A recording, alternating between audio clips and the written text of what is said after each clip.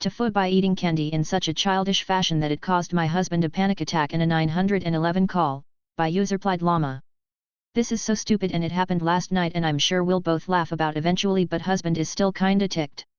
So I was being a trash goblin last night and staying up into the wee hours to eat Easter candy and play video games, which I don't do that often. Anyway, does anyone else enjoy robin's eggs? Those neon-colored malted milk ball eggs they sell this time of year? Well, as a kid I used to do this stupid thing where I would lick them and smear the color all over my lips because hey, free lipstick. Do not ask what compelled me to do this, but I did this last night with a blue one. Then of course because I am a trash goblin I forgot all about it, fell asleep slack-jawed upright on the couch with the lights on and TV still going. Next thing I know there's shouting, panicking sounds, and I'm being shaken violently, and by the time I come to I see my husband fumbling with his phone. I kind of flapped my arms angrily and said something like "What's wrong with you?" Yet, he had been about to call 911 because he just walked out on his wife passed out with blue lips. He thought I was choking. He was pretty incensed when I told him it was candy. It's the dumbest thing I've ever had to explain in our whole marriage. TLDR, I accidentally did a candy-coated imitation of the recently deceased, causing my husband a panic attack and a near summoning of an ambulance. Edit didn't expect this to be so popular, thanks for the awards, and the discussions on different candy-eating rituals. My husband has steadied his nerves and is now just ribbing me mercilessly, not just for scaring him senseless, but also because I've been training for a triathlon and eating really healthily, so this lapse was extra grotesque. TIFU driving my date to her friend's house, by user Risky Ride. Last night I went on what could be described as the shortest and saddest Tinder date ever. The girl was really cute and seemed really interested in getting to know me. She was so keen to hang out with me that she suggested that I pick her up at her place. I agreed. Cut to us driving in my car. She was even more attractive in person. Conversation was not an obstacle either. We were having a good time. Until she told me to drive her to a location that was not our date location. It was a friend's house. There was something of hers that the friend had which she needed back. The house happened to be on our way, so I didn't really mind. When we got there, she went inside while I waited in the driveway. I waited for about 10 minutes before I sent my first message requesting an update. No response. Eventually I called. Still nothing. Finally I decided to walk up to the house and knock on the door. A tall guy answered the door. Good looking. Tattoos. Classic case of not the kind of guy girls bring home to their parents type. He asked if I wanted to come in and said I'm actually waiting for my date to come out so we could leave. He told me she's not coming out anytime soon because she's having sex with his roommate. I don't know what my facial expression was at that moment, but tattooed guy decided to hug me without warning and said he used to fuck her too, and based on his experience, there is better pussy out there. Not gonna lie, I did shed a tear or two on my way home. This morning I received a message from my so-called date. In the message she blamed the striking Uber drivers in my country for forcing her to find other ways of getting car rides. I deleted her number without responding. TLDR agreed to pick up my date at her house. She asked me to stop at someone else's house on the way. Little did I know that someone was a guy she was gonna have sex with while I waited outside like an idiot. TIFU by being refused consent while high, by user over 9000. My wife and I have a weird married thing where basically she says no touching, and I yell no touching, and immediately take my hands off of her, but sometimes the rule only applies to my hands. Anywhere else on my body is fair game. This can also used during sex as a joke, or if she's not in the mood can be used to turn down sex. Pretty versatile phrase, really, and acts as a safe word if necessary. Why do you care about my weird married thing? Because today I had surgery for a deviated septum, which means I got a nice shot of midazolam and remember nothing until the surgery was complete, when I absolutely should not be touching my nose. To ensure I wouldn't do that, a very strong male nurse was standing next to the bed waiting for me to wake up. When that happened, of course I tried to rub my nose because that mofo hurt. But this nurse is experienced. He's fast. He says wait, no touching.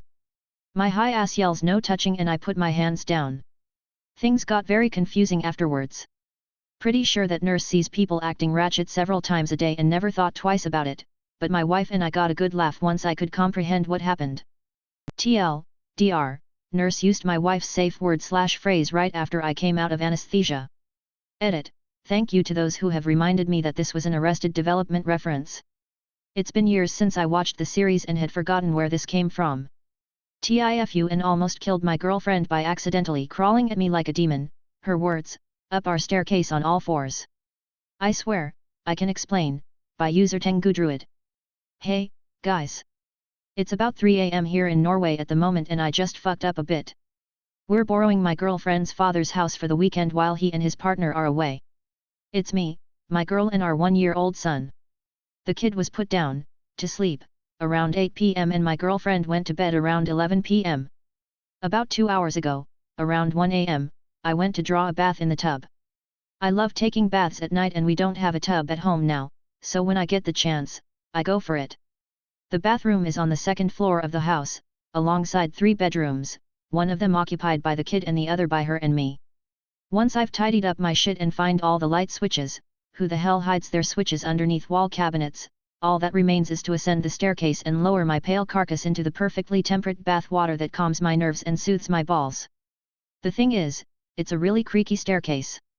Like, comically so. It sounds like you are violently disintegrating it beneath your feet as you climb it. The noise is insane. Those noises will wake everyone in the house if you don't go about it expertly, and even then you are still making enough noise to garner a contract on your head from the neighbors. My girl is a light sleeper, has trouble sleeping and really values the sleep she does get. My son is a slightly heavier sleeper, but he's nowhere near my own loudly comatose sleep, and this creaking would shatter any hope of me entering the bath this side of an hour. And did I mention how steep this fucking thing is? It's more akin to a climbing wall.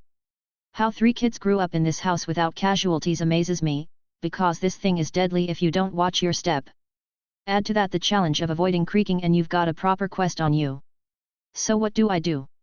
Naturally I use my superior genes, gender, and brain power to concoct an appropriate solution suitable to my ambitions. I figured I'd walk on all fours. You know, to distribute my weight as I went up the stairs, to creak less. The idea made sense at the time, and to be honest, it worked, future consequences notwithstanding. The creaking was much, much lower. But not low enough not to wake my girlfriend. As I turned off the last light downstairs and made my ascent, she came out in the hallway. She wasn't wearing her lenses, so it took a moment for her to notice me, since I also instinctively froze for that same little moment when she opened the bedroom door. So at that very moment, as I freeze, she looks at me, and all she could see was my pale, tired nighttime face frozen in an undoubtedly unfortunate grimace, with a bigger, even paler body, climbing up at her like an albino spider from the pitch-black darkness of downstairs. On all fours. At 1 AM. She screamed so loud it shook my eyeballs and howled as she fell to the floor and shrieked in very real, deathly fear. Our son woke up, joining his mother in the absolute mayhem that was my relaxing bath time.